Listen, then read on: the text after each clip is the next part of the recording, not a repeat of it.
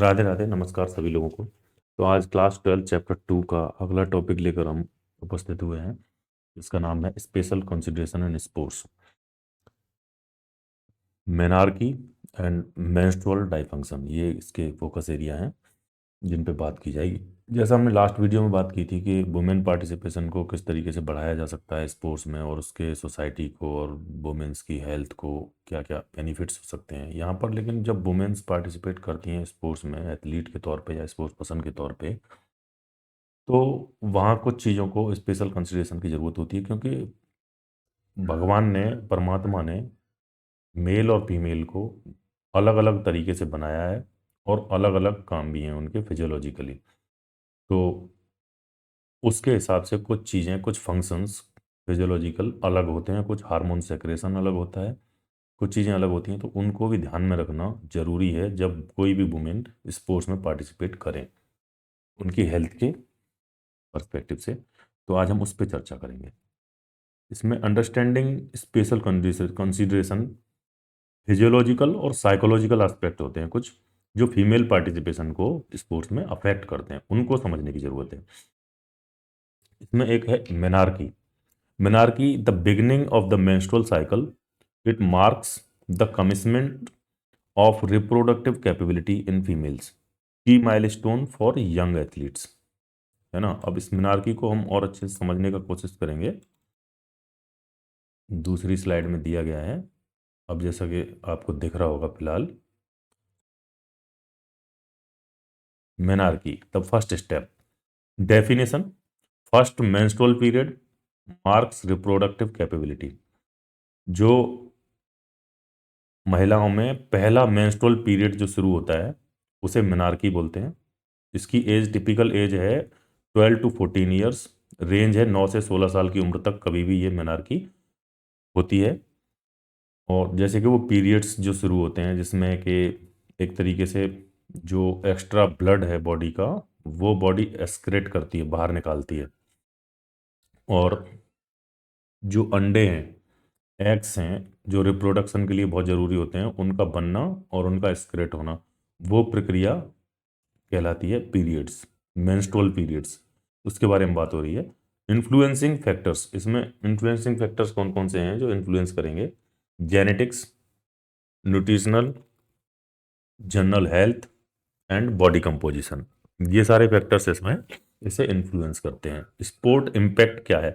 Intense training before puberty. Puberty की जो as होती है 11-12 साल की, या मानते हैं 10 से 11 साल से स्टार्ट हो जाती है। प्यूबर्टी का मतलब होता है जहाँ पे सिम्टम्स देखने लगे हैं जेंडर वाइज बॉडी में, वो प्यूबर्टी कहलाती है। आवाज में, बॉडी बिल्ड में, कंपोजिशन में, हार्मोन सेक्रेशन में, वहाँ पे जहाँ विजिबल होने लगते हैं ये सिम्टम्स जेंडर के अकॉर्डिंग, वो एज प्यूबर्टी कहलाती है।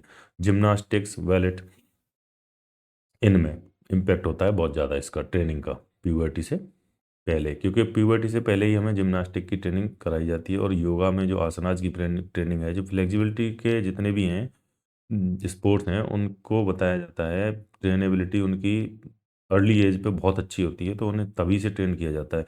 Can lead to delayed menarche. अगर ये होता है जिम्नास्टिक में, अगर कोई पार्टिसिपेट करती है फीमेल एथलीट अर्ली एज पे बिफोर प्यूबर्टी, तो उसको फिर डिलेड मेनार्की, उसकी मेनार्की डिलेड होती है, वो बाद में शुरू होती है।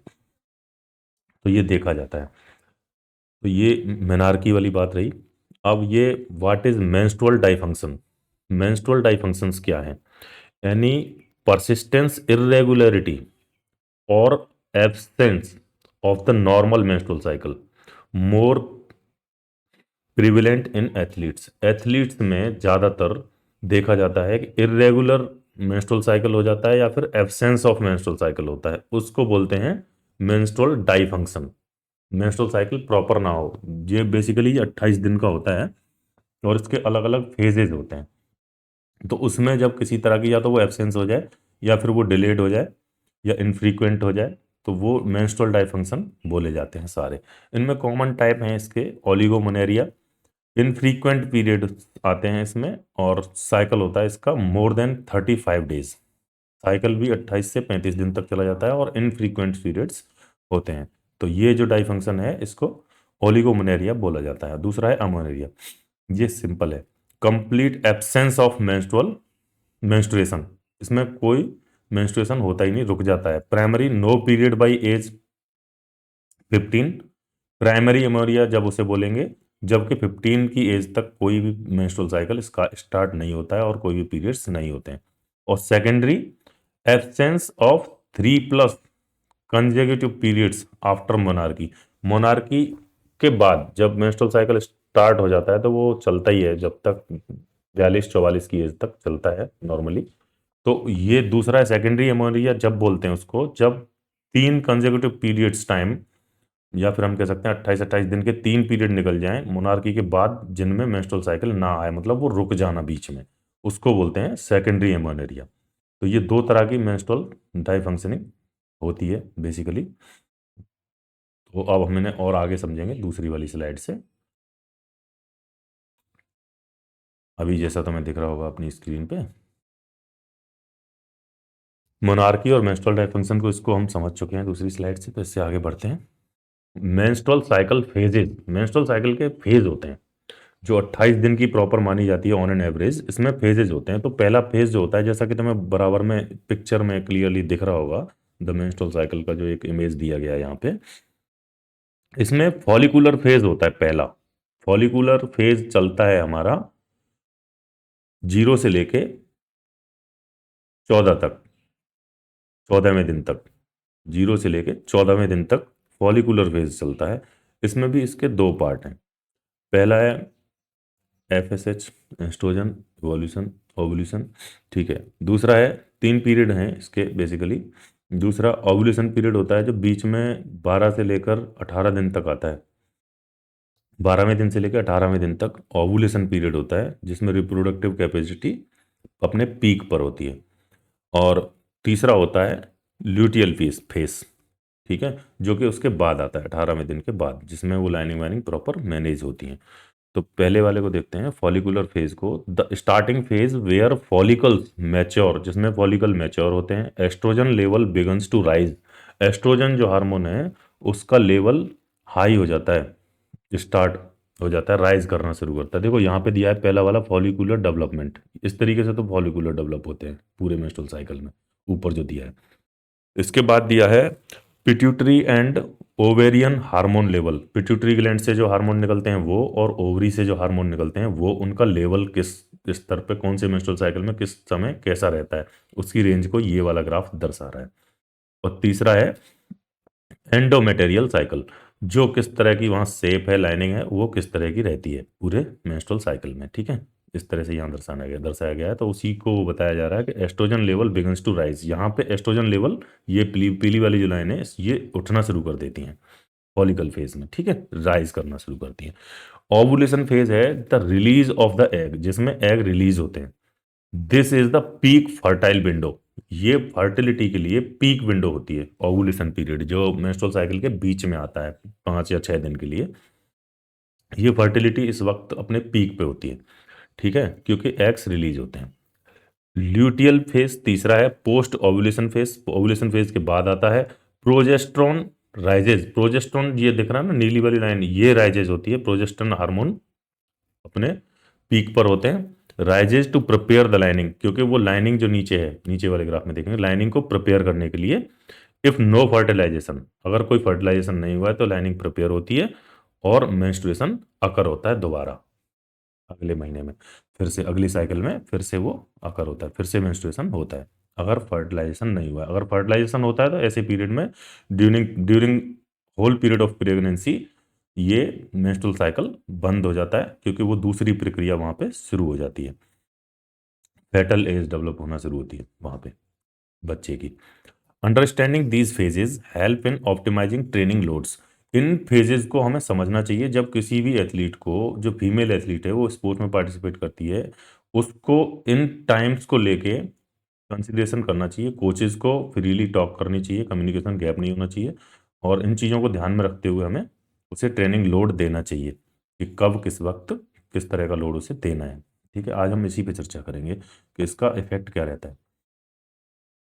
Menarche the first step, typical onset ये हम पढ़ चुके हैं इसको। इन्फ्लुएंसिंग फैक्टर इसके ये हैं। और impact of sports intense training, ये delayed menarche due to high energy expenditure. अगर हाई एनर्जी एक्सपेंडिचर होगा प्यूबर्टी एज से पहले तो उसमें डिलेड मेनार्की हो जाती है, जैसा हमने अभी डिस्कस किया था। टाइप्स ऑफ मेंस्ट्रुअल डाइफंक्शन, इनको भी हमने देख लिया है। ओलिगोमेनोरिया, प्राइमरी अमोनिया और सेकेंडरी अमेनोरिया, ये इस पे भी हम देख चुके हैं इसको।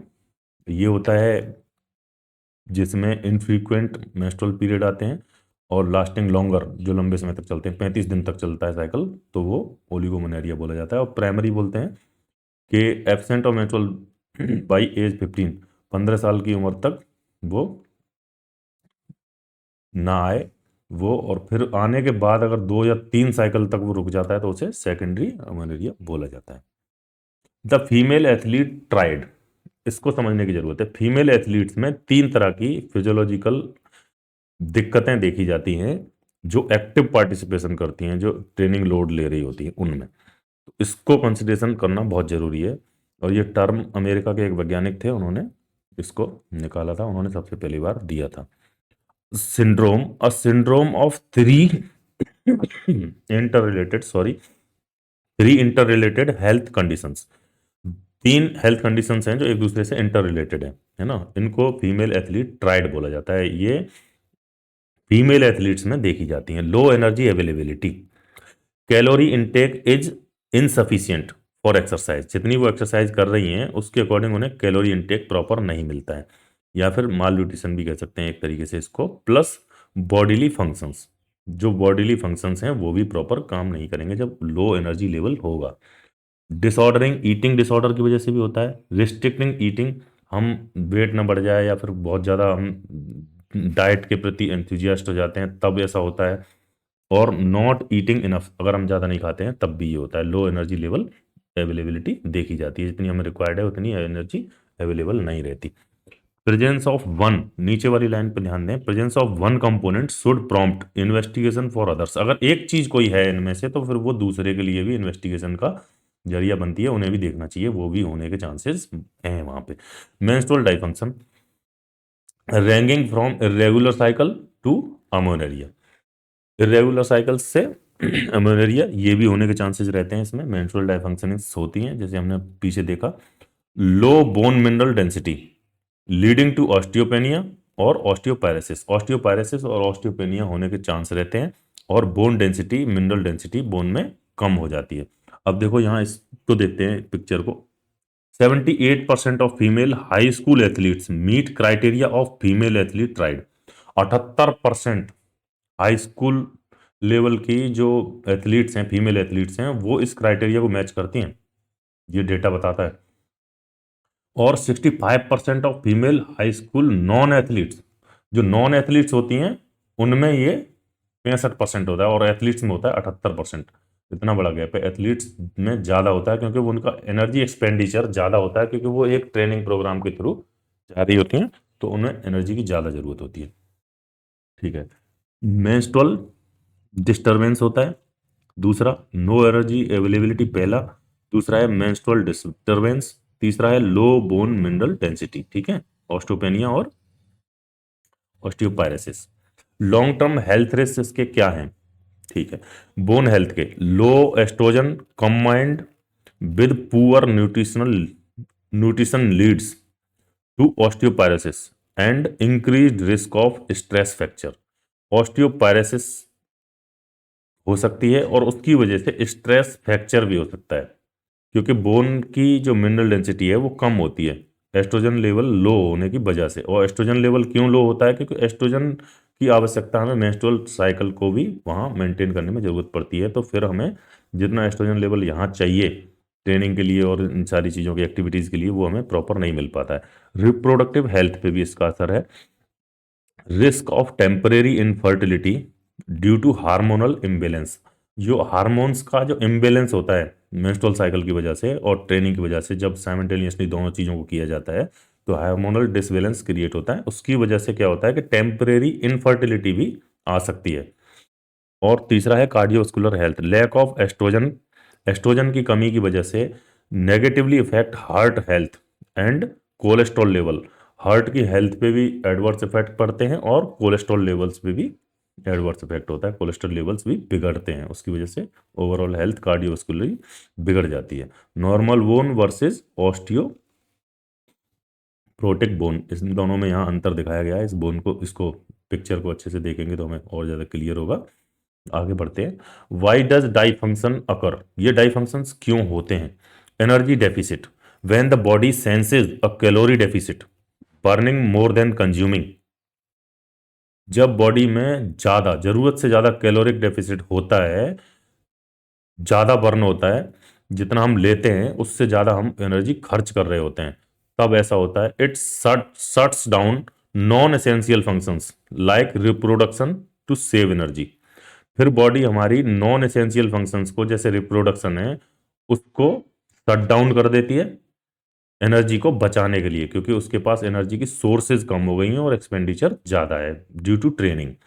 Stress and body fat, psychological stress भी रहता है, कंपटीशन प्रेशर रहता है, डिस्टर्ब्स हार्मोन्स। कंपटीशन का जो प्रेशर रहता है, साइकोलॉजिकली हम प्रेशर में रहते हैं कंपटीशन की प्रिपरेशन के दौरान, उसमें कैसा परफॉर्मेंस करना है, एंजाइटी और ये सारी चीज़ें, स्ट्रेस, ये सारी चीज़ें उस पर प्रभाव डालती हैं, तो उससे भी हार्मोन्स डिस्टर्ब होते हैं, उनका सेक्रेशन डिस्टर्ब होता है। लो बॉडी फैट, अगर एथलीट एक्सरसाइज कर रहा है, ज़्यादा ट्रेनिंग कर रहा है, तो उसमें बॉडी फैट कम होगा। Essential fat stores are required for estrogen production, estrogen के प्रोडक्शन के लिए हमारी बॉडी में एसेंशियल फैट्स का होना बहुत जरूरी है। इसीलिए महिलाओं में फैट्स की डिपोजिशन पुरुषों की अपेक्षा ज़्यादा की गई है, नेचुरली, भगवान ने ही ऐसा किया है, बनाया है उनको। तो ये लो बॉडी फैट भी रहता है एथलीट्स में, उसकी वजह से भी ये डाई फंक्शन होने के चांसेस रहते हैं। अब देखते हैं रिकवरी एंड मैनेजमेंट, इसका रिकवरी कैसे की जाए और मैनेजमेंट की कैसे किया जाए। न्यूट्रिशनल थेरेपी, मतलब प्रॉपर डाइटिशियन की देख रेख में हम अपनी डाइट को बैलेंस में रखें और किसी भी चीज़ की कमी ना होने दें। इन चीज़ों को ध्यान में रखते हुए हम डाइट लें तो ये संभव है कि हम उसे मैनेज कर पाएँ। Increase energy intake to restore balance, energy intake हमें इंक्रीज करना चाहिए जिससे बैलेंस, संतुलन बना रहे एनर्जी का। Focus on nutritional dense, nutrient dense food, जिनमें ज़्यादा न्यूट्रिएंट्स वैल्यू हो, ऐसे फूड्स को हमें ज़्यादा खाना चाहिए रफेज वगैरह के बजाय।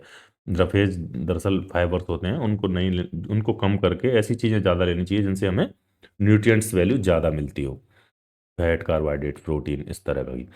और एडजस्टिंग ट्रेनिंग, ट्रेनिंग को भी हमें एडजस्ट करने की ज़रूरत है। टेम्परेरी रिड्यूस ट्रेनिंग वॉल्यूम और intensity to allow the body to recover. इस पीरियड के दौरान, मेंस्ट्रुअल साइकिल के डिफरेंट पीरियड्स के अकॉर्डिंग ट्रेनिंग को भी हमें एडजस्ट करना चाहिए, उसकी इंटेंसिटी को और वॉल्यूम को कम और ज़्यादा करना चाहिए ड्यू टू द टाइमिंग, जिस तरह की टाइमिंग है मेंस्ट्रुअल साइकिल की उसके अकॉर्डिंग, ठीक है। मेडिकल सपोर्ट भी मिलना चाहिए, consult doctor to rule out other causes and manage bone loss. अगर बोन लॉस हो रहा है तो उसको मैनेज करने के लिए हमें डॉक्टर से या प्रॉपर मेडिकल असिस्टेंस लेनी चाहिए। उसकी देख रेख में कैल्शियम, विटामिन सी, इनके लेवल को चेक कराते रहना चाहिए और इन्हें मेंटेन करने के लिए मेडिकल असिस्टेंस भी लेनी चाहिए। सपोर्टिव एनवायरनमेंट मिलना चाहिए इसके लिए। ओपन कम्युनिकेशन होना चाहिए, coaches and parents should discuss health without same. बिना किसी शर्म के कोचेज को और पेरेंट्स को अपने बच्चों से बात करनी चाहिए हर इस चीज पे खुले मन से। Create a safe space for athletes, जो एथलीट्स हैं, वुमेन एथलीट्स हैं, उनको एक अच्छा स्पेस मिले बात करने का। प्रॉपर कम्युनिकेशन होगा तो चीज़ें बताई जा सकती हैं और उनका समाधान भी खोजा जा सकता है। तो ये बहुत बड़ा रोल अदा करता है कि हमें शर्म नहीं करनी चाहिए इस एज पे। जब हमारा बच्चा खेल रहा है, एथलीट है, ट्रेनिंग ले रहा है, तो उससे उस तरीके की सारी बातें करनी चाहिए, उससे पूछना चाहिए और उसके अकॉर्डिंग ही उसको ट्रेनिंग प्लान करना चाहिए, कोचेज को और पेरेंट्स को भी उन्हें हेल्प देनी चाहिए। रिकॉग्नाइज साइंस, हमें सिम्टम्स या साइंस को पहचानना चाहिए, जो साइन आ रहे हैं, जो लक्षण दिख रहे हैं। Watch to rapid weight loss, अगर रैपिड वेट लॉस हो रहा है तो उसको भी ध्यान रखना चाहिए, उस पर ध्यान रखना चाहिए कि एकदम से कहीं हमारे वजन में कमी तो नहीं आ रही। Recurrent stress fractures, stress fracture तो नहीं हो रहा है, कहीं कोई चोट लगी है या क्या है, तो स्ट्रेस फ्रैक्चर दरअसल बहुत ऐसे होते हैं कि वो बहुत जल्दी रिकॉग्नाइज नहीं होते, तो उन पर भी हमें ध्यान देने की जरूरत है। क्रोनिक फटीग, ज़्यादा लंबे तक समय तक थकान महसूस कर रहा है एथलीट, तो उसे भी ध्यान रखना चाहिए। और एजुकेशन, तीसरा, educate athletes about normal function and the importance of fuelling for performance. Education देनी चाहिए एथलीट्स को, इस बारे में ज्ञान देना चाहिए, ज्ञान होना चाहिए कि नॉर्मल फंक्शन क्या है और फ्यूलिंग फॉर परफॉर्मेंस, परफॉर्मेंस के लिए हमें कितना एनर्जी रिक्वायरमेंट चाहिए और वो हमें डाइट से किस तरह लेना है, और इन चीज़ों के लिए जो हमारे नॉर्मल फंक्शंस हैं उनके लिए भी हमें कितनी एनर्जी रिक्वायरमेंट है, किस तरीके की है, उस चीज़ को हमें समझना चाहिए, एजुकेट करना चाहिए एथलीट्स को। की टेकअवेज, ठीक है, menstrual health is a vital sign, ये वाइटल साइन है। मेंस्ट्रुअल हेल्थ अगर अच्छी है, regular cycle indicates good overall health, अगर रेगुलर मेंस्ट्रुअल साइकिल है किसी फीमेल की तो वो उसकी ओवरऑल हेल्थ को दर्शाता है कि वो अच्छी है। परफॉर्मेंस हमेशा हेल्थ के इक्विवेलेंट नहीं होती, ये समझने वाली बात है। Missing periods is not normal, अगर पीरियड्स मिस हो रहे हैं तो वो नॉर्मल बात नहीं है। और a sign of training hard enough, या फिर वो हार्ड ट्रेनिंग का भी साइन नहीं है, वो उस पर ध्यान देने की जरूरत है।